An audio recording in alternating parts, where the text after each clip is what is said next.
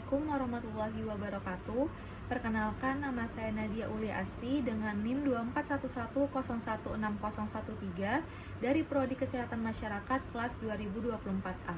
Di sini saya akan menjelaskan analisis saya mengenai studi kasus rumah sakit yang mengalami masalah dalam pengembangan organisasi menggunakan konsep fungsi-fungsi manajemen, yaitu ada 4: perencanaan, pengorganisasian, pengarahan, dan pengendalian. Di sini saya mengambil studi kasus di Rumah Sakit Umum Daerah Kabupaten Kepulauan Anambas. Untuk perencanaan sumber daya manusia dirancang untuk memastikan bahwa kebutuhan karyawan dalam organisasi akan terpenuhi secara teratur dan tepat.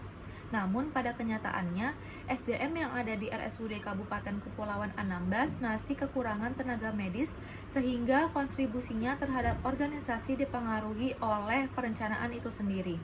Jadi perencanaan seharusnya mencakup analisis kebutuhan tenaga medis berdasarkan jumlah pasien, tipe pelayanan yang diberikan, dan anggaran yang tersedia.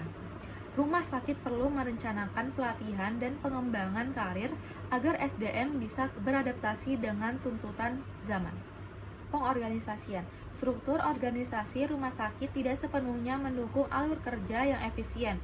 Pembagian tugas sering tumpang tindih, mengakibatkan kebingungan dalam pengelolaan tim. Jadi seharusnya struktur organisasi perlu disesuaikan dengan kebutuhan rumah sakit. Misalnya perlu ada pembagian tugas yang jelas antara tenaga medis, administrasi, dan manajemen agar setiap pihak tahu tanggung jawabnya.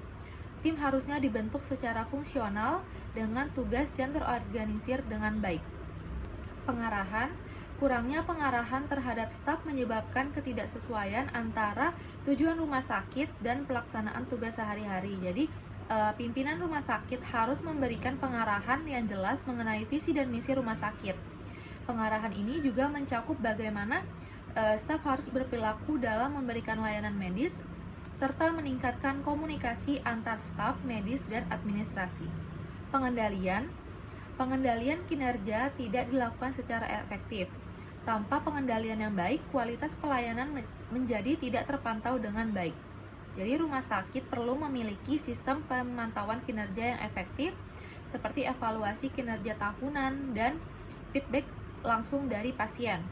Pengendalian ini juga mencakup pengawasan terhadap kepatuhan pada standar operasional prosedur atau SOP dan kualitas pelayanan.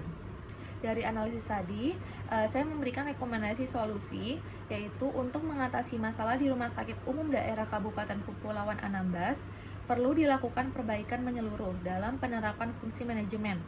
Dalam perencanaan, rumah sakit harus melakukan analisis kebutuhan tenaga medis berdasarkan jumlah pasien, jenis layanan, dan anggaran yang ada, serta memperkuat program pelatihan dan pengembangan karir.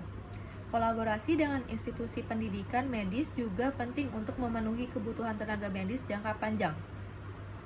Pada aspek pengorganisasian, rumah sakit perlu menyusun struktur organisasi yang jelas dan efisien, dengan pembagian tugas yang tegas antar departemen untuk menghindari tumpang tindih. Tim yang fungsional dan terkoordinasi dengan baik akan meningkatkan efisien operasional. Nah, di sisi pengarahan, pimpinan rumah sakit harus menyampaikan visi dan misi secara jelas kepada staf, serta memperkuat komunikasi dan motivasi agar semua pihak bekerja menuju tujuan yang sama. Dalam pengendalian, rumah sakit perlu menerapkan sistem pemantauan kinerja yang efektif dan rutin, serta mengumpulkan feedback dari pasien untuk perbaikan kualitas layanan. Dengan menerapkan solusi ini, rumah sakit dapat memperbaiki manajemen, meningkatkan kinerja SDM, dan memberikan pelayanan yang lebih baik kepada masyarakat. Itu sekian dari saya. Wassalamualaikum warahmatullahi wabarakatuh.